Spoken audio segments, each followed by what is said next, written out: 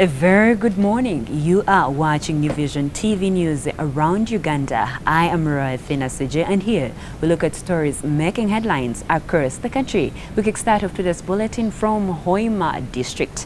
A disagreement has erupted between Hoima district chairperson Kadiri Kirunji and the National Forestry Authority over the management of forest reserves in the area. The disagreement comes 2 days after Kirunji issued a directive stopping NFA officials in Hoima from impounding timber illegally harvested from forest reserves without the presence of the district forestry officer James Kihika.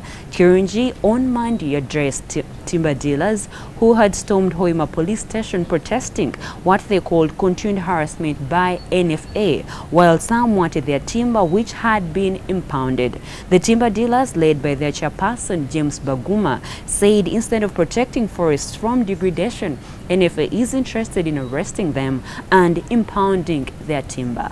News coming in from Masindi District. Fred Ford Chogoza, who beat up Masindi Magistrate Catherine Angwero, was on Wednesday evening sentenced to 7 years in prison. In a session presided over by the Grade 1 Magistrate Dan Mwesigwa, Chogoza was found guilty of assault, causing body harm and contempt of court. Mwesigwa ruled that Chogoza failed to defend himself against the charges read out to him.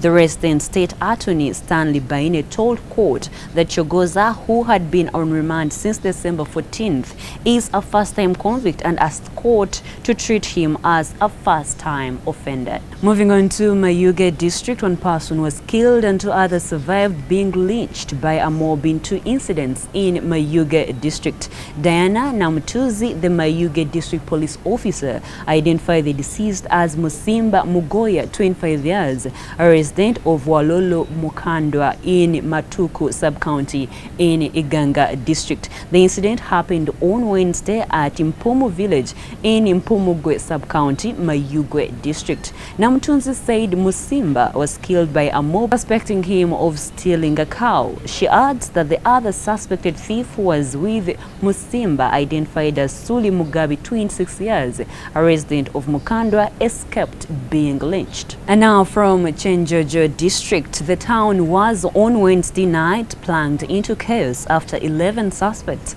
escaped from Chenjojo Central Police Station. The suspects escaped under unclear circumstances, according to the Rwenzori West Police spokesperson Lydia Tumushabe. She said the suspects scattered in many parts of Chenjojo town at night and stormed several bars, prompting the locals to close down businesses. Tumushabe said the suspects, some of them armed with pangas, escaped through a hole they had earlier dug on one of the halls of the prison cells.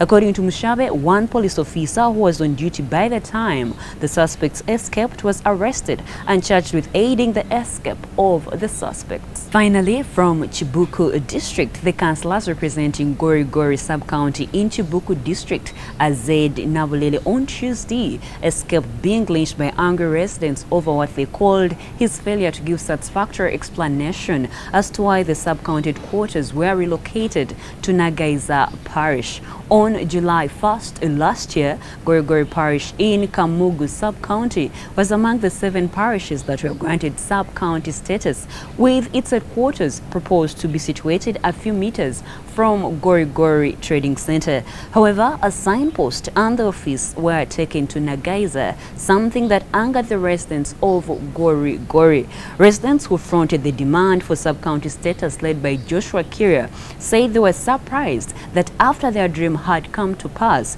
the sub-county headquarters were relocated from the proposed location.